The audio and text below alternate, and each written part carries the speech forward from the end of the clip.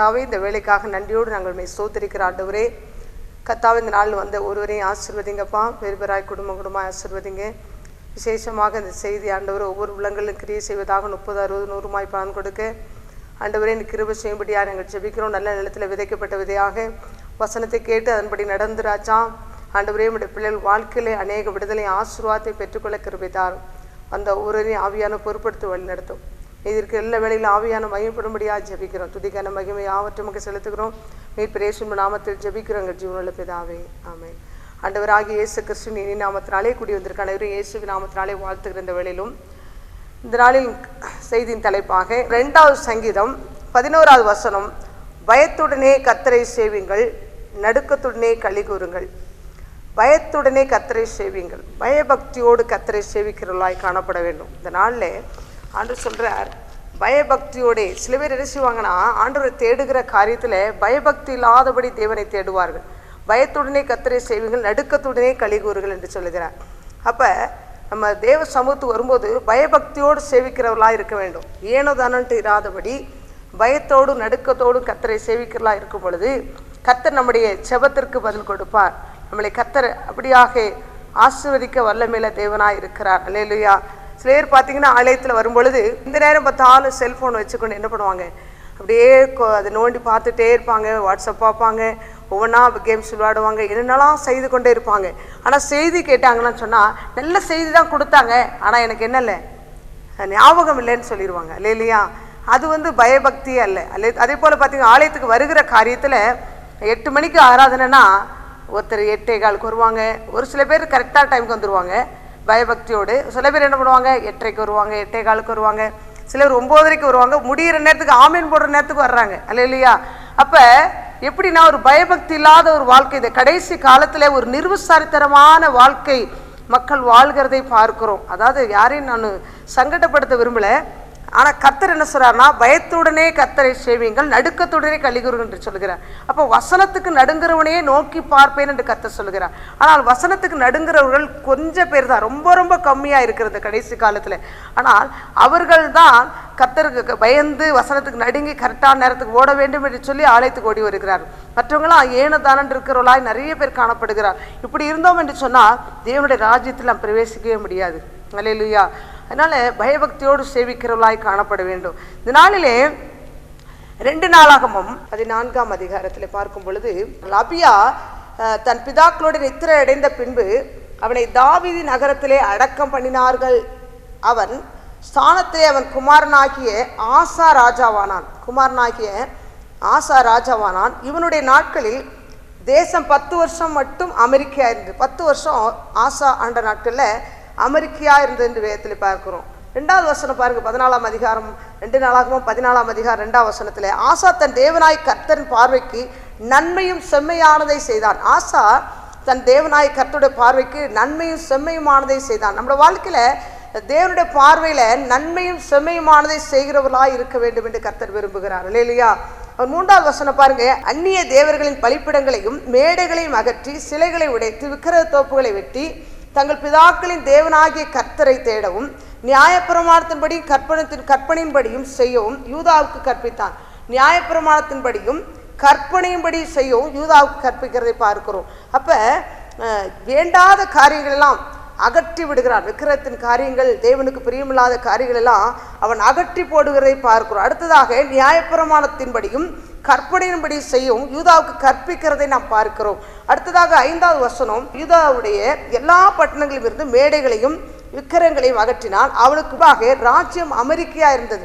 இந்த ஆசா ராஜாவுக்கு முன்பாக ராஜ்யம் எப்படி இருந்ததுன்னா அமெரிக்கா இருந்தது என்று வேதத்திலே பார்க்கிறோம். அல்லேலூயா. அப்படியாக அவனுடைய வாழ்க்கையில வேண்டாத காரியங்களை, தேவனுக்கு பிரியமில்லாத காரியங்களை அகற்றி போடுகிற பார்க்கிறோம். நம்மளோட வாழ்க்கையில வேண்டாத காரியங்களை அகற்றி இருக்கிறோமா? சில பேர் பார்த்தீங்கன்னா வேண்டாத காரியங்களை வைத்து கொண்டே இருப்பாங்க.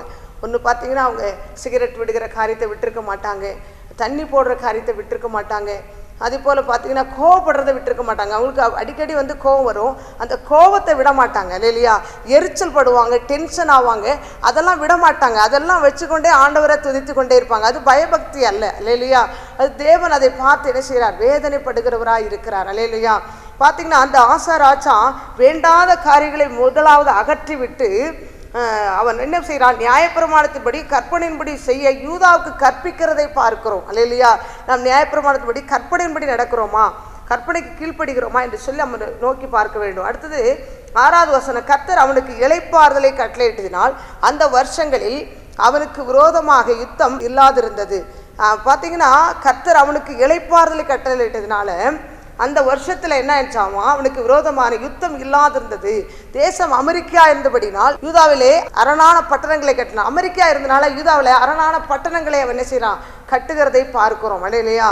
கட்டினான் என்று வேதத்திலே பார்க்கிறோம். அடுத்தது பாருங்க, 7வது வசனம், அவன் யூதாவை நோக்கி, தேசம் நமக்கு முன்பாக அமெரிக்கையில் நாம் இந்த பட்டணங்களை கட்டி அவைகளுக்கு அலங்கங்களையும் கோபுரங்களையும் வாசல்கள் உண்டு பண்ணி தாழ்பால்கள் போட்டு பலப்படுத்துவோமாக. நம்முடைய தேவனாகிய கர்த்தரை தேடினோம், தேடின போது சுற்றிலும் நமக்கு இளைப்பாறுதலை கட்டளையிட்டார் என்றான். அப்படியே கட்டினார்கள், அவர்களுக்கு காரியம் வாய்த்தது. இல்லையா? இளைப்பாறுதலை கட்டளையிட்டார், கர்த்தரை தேடினார்கள். எல்லாவற்றையும் வேண்டாத காரியங்களை அகற்றிவிட்டு கர்த்தரை தேடும் பொழுது காரியங்கள் வாய்க்கும். இல்லையா? எல்லா காரியத்தை வைத்து கொண்டு ஆண்டரை தேடுவாங்க. பாவமும் வேணும், கர்த்தரும் வேணும். அல்லேலூயா. அப்படி நம்ம தேடணும் என்று சொன்னால் நம்மளோட ஜெபம் கேட்கப்படாது. ஆனால் ஆசாராஜா வேண்டாத விக்கிரகத்தின் காரியங்கள்லாம் அகற்றிவிட்டு கற்பனையின்படி நடப்பதற்கு யூதாவை கற்பித்து அவர் கர்த்தரை தேடுகிறான்.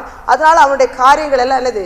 வாய்க்க செய்தார் என்று வேதத்திலே பார்க்கிறோம். அது 8வது வசனம், யூதாவிலே பரிசையும் ஈட்டியும் பிடித்திருக்கிற 3,00,000 பேரும் பென்யமீனிலே கேடகம் பிடித்து வில்லை நாணேற்றுகிற 2,80,000 பேருமான சேனை ஆசாவுக்கு இருந்தது. இவர்கள் எல்லாரும் பராக்கிரமசாலிகளாக இருந்தார்கள். பார்த்தீங்கன்னா 3,00,000 பேரும், அடுத்தது பார்த்தீங்கன்னா 2,80,000 பேரும் என்ன இருந்தாங்க? ஆசாராஜாவுக்கு பராக்கிரமசாலிகளாக இருந்தார்கள். அல்லேலூயா. அப்படிப்பட்ட பராக்கிரமசாலிகளை கொண்டிருந்த நாய் காணப்படுகிறான். அப்படிப்பட்ட ஒரு சேனை அவனுக்கு இருந்ததை பார்க்க 5,80,000 பேர் இருந்தார்கள் என்று பார்க்கிறோம். அடுத்தது பாருங்க, 9வது வசனத்தில், அவர்களுக்கு விரோதமாக எத்தியோப்பியனாகிய சேரா 10,00,000 பேர்கள் சேர்ந்த சேனையோடு 300 ரதங்களோடு புறப்பட்டு மராசே மட்டும் வந்தான். யாருக்கு விரோதமாக? ஆசாராஜாவுக்கு விரோதமாக 10,00,000 பேர். யார்? எத்தியோப்பியனாகிய சேரா 10,00,000 பேர் சேர்ந்த சேனையோடு 300 ரதங்களோடு புறப்பட்டு மராசே மட்டும் என்ன செய்யறாங்க?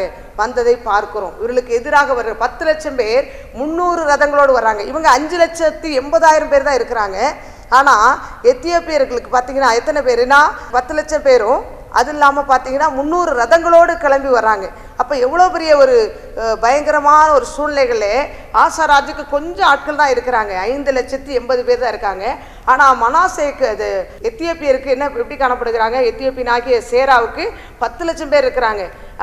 இவங்களுக்கு விரோதமாக எழும்பி வருகிறார்கள். அப்பொழுது 11ஆம் வசனத்தில், ஆசா தன் தேவனாகிய கர்த்தரை நோக்கி கூப்பிட்டு, கர்த்தாவே, பலமுள்ளவனுக்காகிலும் பலனற்றவனுக்காகிலும் நீர் உதவி செய்வது லேசான காரியம். பலமுள்ளவனுக்காகிலும் பலனற்றவனுக்காகிலும் நீ உதவி செய்து லேசான காரியம் என்று சொல்லி, எங்கள் தேவனாய் கர்த்தாவே, எங்களுக்கு துணை நெல்லும், உம்மை சார்ந்து உம்முடைய நாமத்தில் ஏராளமான இந்த கூட்டத்திற்கு எதிராக வந்தோம். கர்த்தாவே, நீர் எங்கள் தேவன், மனுஷருமை மேற்கொள்ள விடாதே. இப்படியாக எங்களை தொடர்ந்து வருகிறாங்க. நீங்க என்ன பண்ணுங்க? எங்களுக்கு ஒத்தாசை செய்யும். பலமுள்ளவனுக்காகிலும் பலனற்றவனுக்காகிலும் நீ உதவி செய்வது லேசான காரியம் என்று சொல்லி அவர்கள் ஆண்டவரிடத்திலே முறையிடுகிறதை பார்க்கிறோம். அல்லேலூயா. அப்பொழுது கர்த்தர் அந்த எத்தியோப்பியரை ஆசாவுக்கும் யூதாவுக்கும் முன்பாக முறியடித்ததினால் எத்தியோப்பியர் ஓடி போனார்கள். என்ன செய்தாங்க?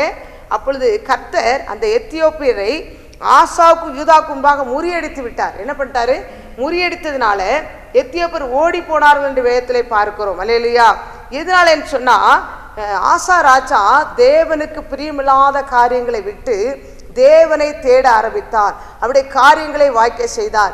எதிரிகள் கைகளுக்கு கர்த்தர் என்ன செய்தார்? எத்தியோப்பியராகிய சேராவுக்கு என்ன பண்ணாரு? தப்புவித்து அந்த 10,00,000 பேர்கள் கொண்ட அந்த கூட்டத்திலும் 300 ரதங்கள் கொண்ட அந்த சேனையோடு கடந்து வருகிறார்கள். இவர்களுக்கு 5,80,000 பேர் தான். ஆனால் ஆசாவோடு இருந்த கர்த்தர் பெரியவர். ஆசாவோடு யூதாவோடு இருந்த கர்த்தர் பெரியவராக இருந்து 5,80,000 பேர் குறைவாக இருந்தாலும் அவர்களோடு இருக்கிற கர்த்தர் பெரியவராக இருந்து எதிராளிகளை முறியடிக்க கர்த்தர் கிருபை செய்தார். அல்லேலூயா. நம்மிடத்திலே கொஞ்சம் ஆட்கள் இருக்கலாம், கொஞ்சம் பலம் இருக்கலாம், கொஞ்சம் பணம் இருக்கலாம். ஆனால் கர்த்தர் நம்மளோடு கூட இருப்பார் என்று சொன்னால் முடியாத காரியங்களை கர்த்தர் முடிய செய்கிற தேவனாய் கடந்து வருவார். அல்லேலூயா. ஹல்லேலூயா. அடுத்தது பாருங்க, அவர்களை ஆசாவும் அவனோடு இருந்த ஜனங்களும் கேரார் மட்டும் துரத்தினார்கள். எத்தியோப்பியர் திரும்பி பலங்கொள்ளாதபடிக்கு முறிந்து விழுந்தார்கள். கர்த்தருக்கும் அவருடைய சேனைக்கு முன்பாக நொறுங்கி போனார்கள். அவர்கள் மிகுதியாக கொள்ளையடித்தார்கள். பார்த்தீங்கன்னா கர்த்தருக்கு முன்பாக என்ன செய்தாங்க? அவங்க முற்றிலுமாய் நொறுங்கி போனார்கள். எத்தியோப்பியர் என்ன செய்தாங்க? நொறுங்கி போனார்கள். ஏன்னா அவர்களோடு ஆசாவோடு இருந்த கர்த்தர் பெரியவராக இருந்ததுனால அவர்கள் வேண்டாத காரியங்களை அகற்றிவிட்டு தேவனை பயபக்தியோடு சேவிக்க ஆரம்பித்ததுனால கர்த்தர் அவருடைய காரியங்களை வாய்க்க செய்து எதிரிகளை முறியடித்து கர்த்தர் ஆசாவுக்கு என்ன பண்ணாரு? ஆசாவுக்கும் யூதாவுக்கும் ஜெயத்தை கொடுத்தார் என்று பார்க்கிறோம். அப்படியாக நம்முடைய வாழ்க்கையிலே தேவன் மட்டும் நம்முடைய வாழ்க்கையில இருப்பார் என்று சொன்னால் எல்லா சூழ்நிலைகளையும் ஒரு மாற்ற வல்லமையுள்ளவராக இருக்கிறார். ஆனா சேனைகள் கம்மி தான். யாருக்கு? ஆசாவுக்கு 5,80,000 பேர் தான் இருக்கிறாங்க. ஆனா எத்தியோப்பியர் ஆகிய சேராவுக்கு எத்தனை பேர் இருந்தாங்க? 10,300,000 சேனைகள். 10,00,000 பேரும் 300 ரதங்களும் இருந்ததை பார்க்கிறோம். அவ்வளோ இருந்து கூட அவர்களால் ஜெயிக்க முடியவில்லை. ஆனால் ஆசராஜா அவர்களை எதிர்த்து நின்று ஜெயிக்கும்படியாய் கர்த்தர் கிருபை செய்தார். கர்த்தர் அவர்களோடு கூட இருந்தனால கர்த்தர் பெரிய காரியங்களை செய்தார். கர்த்தர் நம்மளோடு கூட இருப்பார் என்று சொன்னால், பயபக்தியோடு நாம் சேவிக்கிறவர்களாய் கர்த்தரை சேவிக்கலாய் இருப்போம் என்று சொன்னால் கண்டிப்பாய் கர்த்தர் நம்முடைய வாழ்க்கையிலே முடியாத காரியங்களை முடிய செய்தார். அல்லேலூயா. நம்முடைய வாழ்க்கையில முடிய செய்கிற தேவனாய் கடந்து வருவார். ஆமேன். அல்லேலூயா. அடுத்தது பாருங்க, இதில் பார்க்கும் பொழுது பயத்துடனே சேவிங்கள் என்று பார்க்கும் பொழுது எபிரேயர் 12ஆம் அதிகாரம் 28ஆம் வசனத்துல அசைவில்லாத ராஜ்யத்தை பெறுவர்களாகிய நாம் பயத்தோடும் பக்தியோடும் தேவனுக்கு பிரியமாய் ஆராதனை செய்யும்படிக்கு கிருபையை பற்றி கொள்ள கடவோம். அல்லேலூயா. அசைவில்லாத ராஜ்யத்தை பெறுவர்களாகிய நாம் பயத்தோடும் பக்தியோடும் தேவனுக்கு பிரியமாய் ஆராதனை செய்யும்படி கிருபையை பற்றி கொள்ளப்படும். தேவனுக்கு பிரியமான ஆராதனை. அல்லேலூயா. தேவனுக்கு ஒரு பிரியமான ஆராதனை செய்ய வேண்டும் என்று சொன்னால் பயபக்தியோடு ஆராதனை செய்ய வேண்டும். ஒரு ஏனோ தானண்டு அல்ல, ஒரு கடமைக்காக அல்ல. கடமைக்காக ஆராதிப்போம், தேவனை போய் ஆராதிப்போம், சண்டே அன்னைக்கு போய் ஆராதிப்போம், உபவாச கூட்டங்களை ஒரு ஏனோ தானே என்று சொல்லி கடந்து போவோம் என்று சொல்லி அப்படியாக மனுஷரை பிரியப்படுத்தும்படியாக அல்ல, பயபக்தியோடு தேவனை பிரியப்படுத்தும்படியாக ஆராதனை செய்யும் பொழுது கர்த்தர் நம்முடைய வாழ்க்கையிலே மகிமைப்படுவார். அசைவில்லாத ராஜ்யத்தை பெறுவாய். அசைவில்லாத ராஜ்யம் என்பது பரலோக ராஜ்யம். இந்த ராஜ்யம் அசைக்கக்கூடிய ராஜ்யம். நம்ம இருக்கிற ராஜ்யம் என்னன்னா அசைக்கக்கூடிய ராஜ்யம். திடீர்னு ஒரு பூமி அதிர்ச்சி வந்தேன்னா அந்த ராஜ்யம் என்ன ஆயிரும்? இந்த உலகத்தின் ராஜ்யம் அழிந்து போய்விடும். அல்லேலூயா. பெரிய பங்களா நம்ம கட்டிச்சுட்டா கூட ஒரு பூகம் வந்தா எல்லாமே உள்ள போயிடும். அல்லேலூயா. எத்தனை நம்ம ஆடம்பரமான பொருட்கள் வாங்கி வச்சிருந்தாலும் அது ஒரு நாள் அழிந்து போகக்கூடியது. ஆனால் பரலோக ராஜ்யமானது அசைவில்லாத ராஜ்யத்தை பெறுவர்களாகிய நாம் பயத்தோடும் பக்தியோடும் தேவனுக்கு பிரியமா ஆராதனை செய்ய வேண்டும் என்று வேதத்திலே சொல்லியிருக்கிறார். அப்ப அசைவில்லாத ராஜ்யம் பரலோக ராஜ்யத்தில் பங்கடைய வேண்டும் என்று சொன்னால் பயபக்தியோடு கர்த்தரை சேவிக்க வேண்டும். ஏனோ தானண்டு இராதபடி பயபக்தியோடு சேவிக்கும் பொழுது அந்த பரலோக ராஜ்யத்தில் நாம் என்ன பண்ண முடியும்? பங்கடைய முடியும். ரோமர் 12:1 பார்க்கும் பொழுது அப்படி இருக்க சகோதரே, நீங்கள் உங்கள் சரீரங்களை பரிசுத்தமும் தேவனுக்கு பிரியமான ஜீவ பலியாக ஒப்பு கொடுக்க வேண்டும் என்று தேவனுடைய இரக்கங்களை முன்னிட்டு உங்களை வேண்டிக் கொள்கிறேன். இதுவே நீங்கள் செய்யத்தக்க புத்தியுள்ள ஆராதனை. புத்தியுள்ள ஆராதனை எது என்று சொன்னா நம்முடைய சரீரங்களை ஜீவ பலியாக ஒப்பு கொடுக்கணும். அல்லேலூயா. கண்களை ஜீவ பலியாக ஒப்பு கொடுக்கணும். கண்கள் இச்சையோடு ஒரு ஸ்திரீயவோ ஒரு புருஷரையோ நம்ம இச்சையோடு பார்த்தோம்னா அது விபச்சாரம் செய்தாயிற்று என்று வேதம் சொல்லுகிறது. அதே போல நம்முடைய வாயில் வார்த்தைகள், கெட்ட வார்த்தைகள் வாயில் வராதபடி நல்ல வார்த்தைகளை நாம் பேசும் பொழுது அது ஜீவ பலியாக நம் தேவனுக்கு ஒப்பு கொடுக்கிற காரியம். அதுபோல காதுகள் நல்ல பாடல்களை கேட்கணும், தேவனுடைய பாடல்களை கேட்கணும். காதுல கெட்ட பாடல்கள், அதாவது சினிமா பாடல்கள், மற்ற காரியங்களை காதலை கேட்டு பரிசுத்த குலைச்சலாகக்கூடாது. சிந்தைகள் நல்ல சிந்தையா இருக்கணும். நம்முடைய சிந்தை எப்படி இருக்கணும்னா நல்ல சிந்தையா இருக்கணும். ஒரு கெட்ட சிந்தையா இருந்தோம் என்று சொன்னா நம்முடைய சரீரத்தை ஜீவ பலியா நம்ம ஒப்பு கொடுத்ததே இல்லை. ஆராதனைக்கு வருகிறோம், உட்காந்து செய்தி கொடுத்துட்டு இருக்க நேரத்துல நம்முடைய சிந்தை வேற எங்கேயாவது போயிட்டு இருந்துச்சுன்னா நம்ம கர்த்தர் கொடுக்கிற அந்த ஜீவ பலியாய் கொடுக்கிற ஒப்பு கொடுக்கிற காரியமே அல்ல. இல்லையா? ஏதோ கடமைக்கு உட்கார்ந்து இருக்கின்ற மாதிரி தான் இருக்கும். அதனால வேதம் சொல்கிறது பரிசுத்தமும் தேவனுக்கு பிரியமான சரீரத்தை ஜீவ பலியாக ஒப்பு கொடுக்க வேண்டும் என்று சொல்லுகிறார். அப்போ கைகளை ஜீவ பலியாக ஒப்பு கொடுக்கணும். இந்த கை நமக்கு பரிதானம் வாங்குறதா, லஞ்சம் வாங்குறதா, இந்த கால் நமக்கு வேண்டாத இடங்களுக்கு ஓட வைக்கிறதா, இதெல்லாம் நம்ம யோசித்து பார்த்து தேவனுக்கு பிரியமாய் நடக்க வேண்டும். நாவு எப்படி மற்றவர்களை புறம் பேசுகிறதா, மற்றவர்களுக்கு விரோதமாய் பேசுகிறதா, முன்விட்டு பின் பேசி பரிகாசம் பண்ணுகிறதா, இதெல்லாம் பார்த்து நம்ம ஆராய்ந்து பார்த்து நம்மை ஜீவ பலியாக நம்ம சரீரத்தை ஒப்பு கொடுக்கும் பொழுது அதுவே புத்தி உள்ள ஆராதனை என்று சொல்லுகிறார். நம்ம ஆலயத்தில் கைத்தட்டி பாடி தேவனை ஆராதித்து போறோம். ஆனா நமக்குள்ள இந்த மாதிரி காரியங்கள், தேவனுக்கு பிரியமில்லாத காரியங்களை இருந்து நம்ம ஆராதனை செய்தோம் என்று சொன்னால் அது புத்தியுள்ள ஆராதனையே அல்ல. இல்லையா? நம்ம சரீரங்களை ஜீவ பலியாக ஒப்பு கொடுத்து ஆராதிக்க வேண்டும். சில பேர் பார்த்தீங்கன்னா தேவனுக்கு பிரியமில்லாத காரியங்களை செய்துவிட்டு தண்ணியெல்லாம் அடிப்பாங்க, பல காரியங்களை செய்வாங்க. என்ன பண்ணுவாங்க? திருவிருந்தில் என்ன செய்வாங்க? கலந்து கொள்வாங்க. அது ஜீவ பலியாய் கொடுக்கிற ஆராதனை அல்ல. இல்லையா? தன் சரீரங்களை என்ன பண்ண ஜீவ பலியா ஒப்பு கொடுக்கறதே இல்லை. இல்லையா? என்ன செய்யணும்? தன் பாவத்தை அறிக்கை செய்து விட்டு கர்த்தரை நாம் பயபக்தியோடு தேடும் பொழுது கர்த்தர் நம்முடைய சரீரத்திலே வாசம் செய்கிற தேவனாய் கடந்து வருவார். வேதத்திலே சொல்லியிருக்கிறது, நீங்களே என்னுடைய ஆலயமாய் இருக்கிறது கர்த்தர் சொல்லுகிறார், நீங்களே என்னுடைய வீடா இருக்கிறது கர்த்தர் சொல்லுகிறார். அப்ப அந்த வீட்டிலே அவர் வாசம் செய்வதற்கு நாம் பரிசுத்த அலங்காரத்தோடு காணப்பட வேண்டும் என்று கர்த்தர் விரும்புகிறார். அப்ப நம்முடைய ஜீவ பலியாக நம் சரீரத்தை ஒப்பு கொடுப்பதே அவருக்கு பிரியமாய் இருக்கிறது. அல்லேலூயா. அது பார்த்தீங்கன்னா யாக்கோபு 3:5 சிறிய அவயமாகிய அந்த நாவு என்ன பண்ணுமா? ஆயுள் சக்கரத்தை கொளுத்தி விடுமா. நம்முடைய ஆயுள் சக்கரத்தை கொளுத்தக்கூடிய வாயில வர வார்த்தைகள் பேசி சொல்லுவாங்க. அடிச்சிருந்தா கூட என்ன பண்ணுவேன்? அந்த காரியத்தை தாங்கிக்கலாம். அவங்க சொன்ன வார்த்தைகள் என்ன செய்யல, என்னால் மறக்க முடியல, என்னால் தாங்க முடியலன்னு சொல்லுவாங்க. அது ஆயுள் சக்கரத்தை கொறித்து விடக்கூடியதாய் காணப்படுகிறது. அல்லேலூயா. அடுத்தது பாருங்க, எபேசியர் 5:22 மனைவிகளே கர்த்தருக்கு கீழ்ப்படுகிறது போல உங்கள் சொந்த புருஷருக்கு கீழ்ப்படுங்கள் சொல்கிறேன். அது ஒரு பயபக்தியான காரியம். பார்த்தீங்கன்னா ஆராதனைக்கு வருவாங்க, நல்லா ஆண்டவருக்கு பிரியமா பாடி கீடி ஆராதிப்பாங்க. ஆனா கணவனுக்கு என்ன செய்ய மாட்டாங்க? கீழ்ப்படிய மாட்டார்கள். அல்லேலூயா. வேதம் சொல்லுகிறது, மனைவிகளே கர்த்தருக்கு கீழ்ப்படுகிறது போல உங்கள் சொந்த புருஷர்களுக்கு கீழ்ப்படிங்கள். கர்த்தருக்கு கீழ்ப்படுகிறது போல எப்படி இருக்கணுமா? சொந்த புருஷருக்கு கீழ்ப்படிய வேண்டும் என்று வேதம் சொல்லுகிறது. அதே போல கணவருக்கு ஆண்டு சொல்றார் எபேசியர் 5:25 புருஷர்களே உங்கள் மனைவியிடத்திலே அன்பு கூறுங்கள். புருஷமார் என்ன செய்யணுமா? மனைவியிடத்துல அன்பு கூறுகளா இருக்கணும். எப்போ பார்த்தாலும் எரிச்சல் பட்டு எரிஞ்சு விழுகளா இருப்போம் என்று சொன்னால் அந்த மனைவிகளுக்கு வேதனையாய் காணப்படும். அல்லேலூயா. அவரிடத்துல அன்பு காட்ட வேண்டும், அவர்கிட்ட பகிர்ந்து கொள்ள வேண்டும். எல்லா காரியத்தையும் பகிர்ந்து கொண்டு மகிழ்ச்சியோடு சமாதானத்தோடு வாழ நாம் கற்றுக்கொள்ள வேண்டும். அதே போல மனைவிகள் கணவனுக்கு கீழ்ப்படிகளா இருக்கணும். இதுதான் பயபக்தியான காரியம். இதெல்லாம் செய்யாதபடி நம்ம சர்ச்சில் ஆவில் நிறைஞ்சு அந்நிய பாஷை பேசி நம்ம ஜெபிக்கிறனால ஒரு பிரயோஜனம் கிடையாது. அல்லேலூயா. நாம் இப்படிப்பட்ட காரியங்களை நாம் செய்யும் பொழுது தேவன் அதிலே பிரியப்படுவார், அதிலே மகிமைப்படுகிற தேவனாய் கடந்து வருவார். நீதிமொழிகள் 14:26 26-27 கர்த்தருக்கு பயப்படுகிறவனுக்கு திட நம்பிக்கை உண்டு என்று சொல்கிறார். கர்த்தருக்கு பயப்படுற மனுஷனுக்கு என்ன உண்டா? திட நம்பிக்கை உண்டு. எந்த ஒரு மனுஷன் கர்த்தருக்கு பயப்படுறானோ அவனுக்கு என்ன உண்டு? திட நம்பிக்கை உண்டு. கர்த்தர் நமக்காக என்ன பண்ணுவார்? யாவற்றையும் செய்து முடிப்பார் என்ற ஒரு நம்பிக்கை உண்டாகும். அவன் பிள்ளைகளுக்கு அடைக்கலம் உண்டாம். ஒரு மனுஷன், ஒரு தாய் தகப்பன் கர்த்தருக்கு பயப்பட ஒரு தாய் தகப்பனா இருப்பார் என்று சொன்னால் அந்த பிள்ளைகளுக்கு கூட கர்த்தர் என்ன செய்வாராம்? அடைக்கலம் கொடுக்கிற தேவனாய் கடந்து வருவார் என்று வேதம் சொல்லுகிறது. அல்லேலூயா. அடுத்து பாருங்க, அதுலேயே 14 நீதிமொழிகள் 14 27 கர்த்தருக்கு பயப்படுதல் ஜீவ ஊற்று, அதனால் மரண கண்ணிகளுக்கு தப்பலாம். கர்த்தருக்கு பயப்படுறதுனால ஜீவ ஊற்று நம்மளுடைய வாழ்க்கையில அந்த ஜீவ ஊற்று எழும்பி வரும், அதனால் மரணத்துக்கு தப்பு வைக்கப்படலாம் என்று வேதம் சொல்லுகிறது. அப்ப கர்த்தருக்கு பயப்படுறதுனால மரண கண்ணிகளுக்கு என்ன பண்ணுவாராம்? கர்த்தர் தப்பு வைக்கிற தேவனாய் கடந்து வருவார். அடுத்து பாருங்க, நீதிமொழிகள் 16:6 பார்க்கும் பொழுது கிருபையினாலும் சத்தியத்தினாலும் பாவம் நிவர்த்தியாகும், கர்த்தருக்கு பயப்படுகிறதுனால் மனுஷன் தீமை விட்டு விலகுவார்கள். கிருபையினாலும் சத்தியத்தினாலும் பாவம் நிவர்த்தியாகும். கிருபையினாலும் சத்தியத்தினாலும் என்னமாகுமா? பாவம் நிவர்த்தியாகும். கர்த்தருக்கு பயப்படுறதுனால் மனுஷன் தீமை விட்டு, கர்த்தருக்கு பயப்படுற பயம் ஒரு மனுஷனுக்குள்ள இருந்துச்சுன்னா அவன் என்ன பண்ணுவான்? தீமை விட்டு விலகிடுவான். இல்லையா?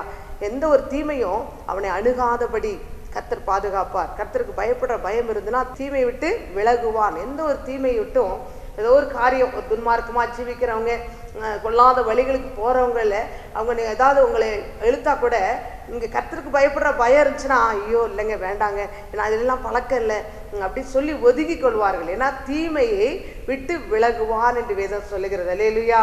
ஹல்லேலூயா. அடுத்து நீதிமொழிகள் 19ஆம் அதிகாரம் 23ஆம் வசனத்துல, கர்த்தருக்கு பயப்படுதல் ஜீவனுக்கு ஏதுவானது, அதை அடைந்தவன் திருப்தி அடைந்து நிலைத்திருப்பான், தீமை அவனை அணுகாது. கர்த்தருக்கு பயப்படுதல் ஜீவனுக்கு ஏதுவானது. கர்த்தருக்கு பயப்படும் பொழுது அது ஜீவனுக்கு ஏதுவானது என்று சொல்லுகிறார். அடுத்தது பார்த்தீங்கன்னா, அதை அடைந்தவன் திருப்தி அடைவான். ஜீவனுக்கு ஏதுவானது, அதை அடைந்தவன் திருப்தி அடைவானால் நிலைத்திருப்பான், தீமை அவனை அணுகாது. இப்ப கர்த்தருக்கு பயப்படுற மனுஷன் நிலைத்திருப்பான், அவன் அசைக்கப்படாதபடி சீயோன் பர்வதத்தை போல் நிலைத்திருப்பான். அவன் தீமை அவனை என்ன பண்ணாதான், தீங்கு அவனை அணுகாது. அவங்க சொல்லுவாங்கல்ல, நான் ரோட்ல வந்துட்டு இருந்தேன், திடீரென்று ஒரு வண்டி மேல வந்து மோதிர மாதிரி வந்தது, டக்குன்னு என்ன சூழ்நிலை தெரியல, டக்குன்னு என்னை விட்டு மாறி போயிடுச்சு, ஒரு நொடியில நான் தப்பு வைக்கப்பட்டேன். அப்ப கர்த்தருக்கு பயப்படுற மனுஷனை எந்த விதத்தினாலாவது ஒரு தேவதனை கொண்டு கர்த்தர் நம்மளை என்ன பண்ணுவார், பாதுகாக்கிற தேவனாய் கடந்து வருகிறார். இல்லையா?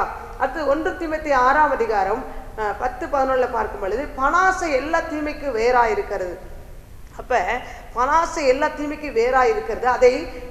சிலர் அதை இச்சித்து விசுவாசத்தை விட்டு வழுவி அநேக வேதனைகளால் தங்களை உருவ குத்தி கொள்கிறார்கள். பணாசை எல்லா தீமைக்கு வேறா இருக்கிறது. பாருங்க, இஎம்ஐ கொடுக்குறான்னு சொல்லி எல்லாமே வாங்கிடுறாங்க. மக்கள் என்ன பண்றாங்க, என்ன பொருள் கொடுத்தாலும் என்ன பண்றாங்க, 0% வட்டின்னு சொல்லி போய் வாங்கிடுறாங்க. ஆனா கட்டும் பொழுது என்ன செய்யறாங்க, சிரமப்பட்டு குடும்பத்திலே சமாதானத்தை இழந்து பல பிரச்சனைகள் வழியா கட்டுறாங்க. சில பேர் கட்ட முடியாம தற்கொலைக்கு நேரா போயிடுறாங்க.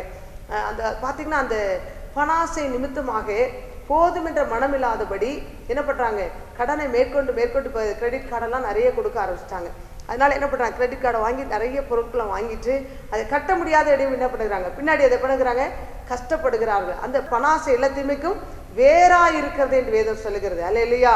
அதனால பார்த்தீங்கன்னா, அநேக குடும்பமாய் சூசைட் பண்ணிட்டு மரித்து போயிடுகிறாங்க. யோசித்து பாருங்க, நமக்கு போதும் என்ற மனம் இருக்கணும், எந்த காரியத்திலையும் திருப்தி படக்கூடிய ஒரு இருதயம் இருக்க வேண்டும். கர்த்தருடைய பிள்ளைகளுக்கு எல்லாமே பெற்றுக்கொள்ளணும், அதை வாங்கணும் இதை வாங்கணும்னு சொல்லி நம்ம எல்லாத்துலேயும் ஆசைப்பட்டோம்னா கடைசியில் நம்மளோட வாழ்க்கையில சமாதானத்தை இழந்து பயபக்தி இல்லாதபடி நம்மளோட வாழ்க்கை கடந்து போய்விடும். அல்லேலூயா. சத்துருக்கு இடம் கொடுக்கும்படியான ஒரு சூழ்நிலை உருவாகிவிடும். அப்படி பின்னாடி யோசித்து பிரயோஜனமே இல்லை. அல்லேலூயா.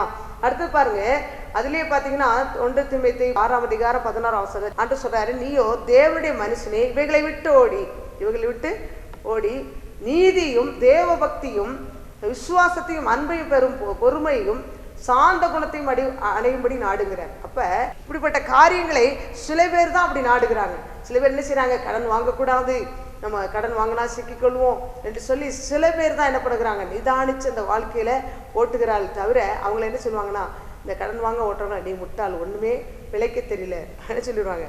ஏன்னா உன்னால பிழைக்க தெரியல, நீ இந்த கடன் வாங்கினா என்ன இப்படிலாம் இருந்திருக்கலாம் அப்படின்னு சொல்லி என்ன சொல்லுவாங்க, அநேகர் சொல்லுவாங்க. ஆனா கடன் வாங்கி ஒரு தடவை வாங்கினா பத்தாது, மறுபடியுமாய் கடனை வாங்கி சேர்த்து கொண்டு கடைசியில நிம்மதியற்ற நிலைமையிலே தற்கொலைக்கு நேராக போய் விடுவார்கள்.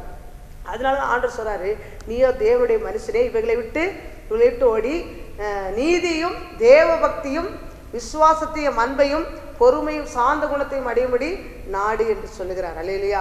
தேவனுடைய பிள்ளைகள் எப்படி இருக்கணுமா, நீதியை தேடணும், தேவ பக்தி உள்ளவர்களாக விசுவாசத்தையும் அன்பையும் பொறுமையும் சாந்த குணத்தையும் அடையும்படி நாட வேண்டும் என்று கர்த்தர் விரும்புகிறார். அல்லேலூயா. அடுத்தது பாருங்க, அப்போஸ்தலர் 9ஆம் அதிகாரம் 31ஆம் வசனத்தில், அப்பொழுது யூதேயா கலிலேயா சமாரிய நாடுகள் எங்கும் சபைகள் சமாதானம் பெற்று பக்தி விருத்தி அடைந்து கர்த்தருக்கு பயப்படுற பயத்தோடு பரிசுத்தாவின் ஆறுதலோடு பெருகின. பயபக்தியோடு இருக்கும் பொழுது மக்கள் சபைகளும் பெருக்கம் அடையும். அல்லேலூயா. ஒரு பயபக்தி இல்லை என்று சொன்னால் சபையும் பெருக்கம் அடையாது. வேதம் சொல்லுகிறது, அப்போஸ்தலர் 9:31, யூதேயா கலிலேயா சமாரிய நாடுகள் எங்கும் சபைகள் சமாதானம் பெற்று பக்தி விருத்தி அடைந்து கர்த்தருக்கு பயப்படுகிற பயத்தோடு பரிசுத்தாவின் ஆறுதலோடு நடந்து பெருகின. அப்ப கர்த்தருக்கு பயப்படுற ஒரு சபையில சமாதானம் உண்டாகும், பக்தி விருத்தி உண்டாகும், சபைகள் பெருக்கமடையும் என்று வேதம் சொல்லுகிறது. அல்லேலூயா. அப்ப பயபக்தி உள்ள மக்களாய் காணப்பட வேண்டும். சபைக்கு வருகிறவர்கள் பயத்தோடு நடுக்கத்தோடு கர்த்தரை சேவிக்கிறவர்களாய் காணப்பட வேண்டும். அடுத்து பாருங்க, எசேக்கியேல் 18ஆம் அதிகாரம் 27ஆம் வசனத்தை, துன்மார்க்கன் தான் செய்த துன்மார்க்கத்தை விட்டு விலகி நியாயத்தையும் நீதியும் செய்வானே ஆகில் அவன் தன் ஆத்துமாவை பிழைக்க பண்ணுவான். அல்லேலூயா.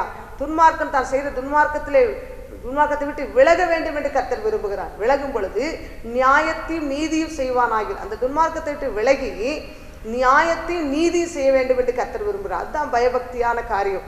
செய்வானாகில் அவன் தன் ஆத்துமாவை பிழைக்க பண்ணுகிறான். ஆத்துமா அழிந்து போகாதபடி தன்னை காத்து கொள்ளுகிறான். இந்த ஆத்துமா அழிந்து போகுதுன்னா பரலோக ராஜ்யத்துக்கு போக முடியாது. எங்க போயிடும்? நரகத்துக்கு ஏதுவாய் போயிடும். அதனால பிழைக்க பண்ணுகிறான் வேதம் சொல்லுகிறது. அல்லேலூயா. 23ஆம் அதிகாரம் 17ஆம் வசனம், உன் மனதை பாவிகள் மேல் பொறாமை கொள்ள விடாதே, நீ நாடோறு கர்த்தரை பற்றும் பயத்தோடு என்று சொல்கிறார். பாவிகள் மேல் மனதை பாவிகளோடு பொறாமை கொள்ள விடாதே. பாவிகள் உயர்த்தப்படும் பொழுது அவர் மேல் பொறாமை கொள்ளாதே என்று சொல்ல, அவர் வளர்ச்சியை கண்டு பொறாமைப்படாதே. திடீரென்று பாவிகள் தேடின ஆஸ்தியெல்லாம் ஒரு நாள் என்ன செய்யறோம்? அழிந்து போயிடும். அவருடைய நிலைமை பரிதபிக்கப்பட்டதாய் காணப்படும். அவர்களை பார்த்து நீ பொறாமைப்படாதே, நீ நாடோறும் கர்த்தரை பற்றும் பயத்தோடு இருந்து கர்த்தர் சொல்லுகிறார். இதனாலே நாம் பயபக்தியோடு கர்த்தரை நாம் சேவிக்கும் பொழுது கர்த்தர் நம்மளை ஆசீர்வதிக்க வல்லமையுள்ளவராய் இருக்கிறார். சங்கீதம் 2:11 படியாக பயத்தோடு செய்வீங்கள், நடுக்கத்தோடு கழிகின்ற வசனத்தின்படி நாம் பயபக்தியோடு செய்வோம் என்று சொன்னால் கர்த்தர் நம்முடைய வாழ்க்கையில பெரிய காரியங்களை செய்ய வல்லமையுள்ளவராய் இருக்கிறார். அல்லேலூயா. ஒப்பு கொடுத்தீரையா உம்மையே எனக்காக, உலகின் இரட்சகரே உன்னத பலியாக ஒப்பு கொடுத்தீரையா உம்மையே எனக்காக, உலகின் இரட்சகரே உன்னத பலியாக என்னையே தருகிறேன் ஜீவ பலியாக, என்னையே தருகிறேன் ஜீவ பலியாக, உகந்த காணிக்கையாய் உடலை தருகிறேன், உகந்த காணிக்கையாய் உடலை தருகிறேன். ஒப்பு கொடுத்தீரையா உம்மையே எனக்காக, உலகின் இரட்சகரே உன்னத பலியாக, நித்திய ஜீவன் பெற நீதிமானாய் மாற, நித்திய ஜீவன் பெற நீதிமானாய் மாற, ஜீவன் தரும் கனியாய் சிலுவையில் தொங்கினி, ஜீவன் தரும் கனியாய் சிலுவையில் தொங்கினி, ஒப்பு கொடுத்தீரையா உம்மையே எனக்காக, உலகின் இரட்சகரே உன்னத பலியாக. ஜெபிப்போம். தகப்பனே, இந்த வேளைக்காக நன்றியோடு நாங்கள் சோத்தரிக்கிற ஆண்டவரே. சங்கீதம் 2:11 படியாக பயத்தோடு சேவிங்கள், நடுக்கத்தோடு கலிகுருண்ட வசனத்தின்படியாக பயபக்தியோடு சேவிக்கக்கூடிய கிருபையை தாங்கப்பா. ஆசா ராஜா ஆண்டவரே, எல்லாவற்றையும் அகற்றிவிட்டு ஆண்டவரே உம்மை தேடினான், அவனுடைய காரியங்கள் வாய்க்க செய்து உன் எதிராளிகளுக்கு முன்பாக அவன் ஜெயமெடுத்தான் என்று வேதத்திலே பார்க்கிறோம். ஆண்டவரே, இந்த நாளிலே கர்த்தாவே உடைய பிள்ளையோட வாழ்க்கையிலே எந்தெந்த காரியத்திலே ராஜா பயபக்தி இல்லாமல் வாழ்ந்து கொண்டிருக்கிறாங்களோ, இன்றைக்கு ஆண்டவரே தன் சரீரங்களை ஜீவ பலியாக ஒப்பு கொடுத்து பயபக்தியோடு சேவிக்க கிருபை தாரும். ஆண்டவரே, செல்போனுக்கு அடிமையாக இருக்கிறவர்கள், டிவி சீரியலுக்கு அடிமையாக இருக்கிறவர்கள், ஆண்டவரே எந்தெந்த கர்த்தாவே அப்பா ஸ்தோத்திர கேம்ஸுக்கு அடிமையாக இருக்கிறவர்கள், எந்தெந்த இன்டர்நெட்டுக்கு அடிமையாக இருக்கிறவர்கள் எல்லாரையும் ரட்சிங்கப்பா. தொடுவீராக உடைய பிள்ளைகளாய் மாற்றும்படியாய் ஜெபிக்கிறோம். ஆவிக்குரிய கண்கள் திறக்கப்படும்படியாய் ஜெபிக்கிறோம். எந்தெந்த பழக்கத்தை விட முடியவில்லை என்று சொல்லி ஆண்டவரை கலங்கி கொண்டிருக்கிறாங்களோ அவர்களுக்கு அந்த கெட்ட பழக்க வழக்கிலிருந்து பரிபூர்ண விடுதலை கொடுப்பீராக ராஜா. ஒவ்வொரு தொடுவீராக ராஜா. உம்மை பயபக்தியோடு சேவிக்கிறவர்களாய் மாற்றும்படியாய் நாங்கள் ஜெபிக்கிறோம். ஆண்டவரே, உலகமின் பின்னால் இயேசுவின் முன்னால் எடுத்து சொல்லி உம்மை முன்பாக வைக்கிற பிள்ளைகளா நீர் மாற்றுபடியா நாங்கள் செபிக்கிறோம். இந்த செய்தியை கேட்கிற ஊரூரி பேர்வராய் குடும்பம் குடும்பமாய் ரட்சித்து ஆசீர்வதித்து வழிநடத்தும் வரை காயத்தப்படுத்துவீராக. பிரிந்த குடும்பங்களை இணைப்பீராக. திருமணமாகாத பிள்ளைகளுக்கு நல்ல வரனை ஆயத்தப்படுத்தி கொடுப்பீராக. குழந்தை பாக்கி இல்லாத பிள்ளைகள் குழந்தை பாக்கியத்தை தருவீராக. சமாதானத்தை இழந்திருக்கிற குடும்பங்களை சமாதான பிரபுவாய் இறங்குவீராக. பிள்ளைகள் கீழ்ப்படியாத பிள்ளைகளை வைத்து கண்ணீர் வெடிக்கிற தாய்மார்களுக்காய் ஜெபிக்கிறோம். ஆண்டவரே, இந்த கீழ்ப்படியாத பிள்ளைகள் இயேசுவின் இயேசுவின் நாமத்தினாலே மனமாறுவார்களாக, அவர்களை ரட்சிப்பீராக, அவர்களை தொடுவீராக. ராஜா உம்முடைய பிள்ளைகளாய் நீர் மாற்றும்படியா நாங்கள் செபிக்கிறோம். ஆவிக்குரிய கண்கள் திறக்கப்படட்டும். கடன் பிரச்சனையோடு இருக்கிற பிள்ளைகளுக்கு எல்லா கடனை அடைக்க வழிவாசலை திறந்து கொடு. நீயோ கடன் கொடுப்பாய், நீயோ கடன் வாங்காதிருப்பாய் என்று வசனத்தின்படி ஆசீர்வதித்து உயர்த்தி கனப்படுத்தும். துதிகன மகிமை யாவற்றும் செலுத்துகிறோம். இப்ப இயேசுவின் நாமத்தில் ஜெபிக்கிறோம் எங்கள் ஜீவனுள்ள பிதாவே, ஆமென்.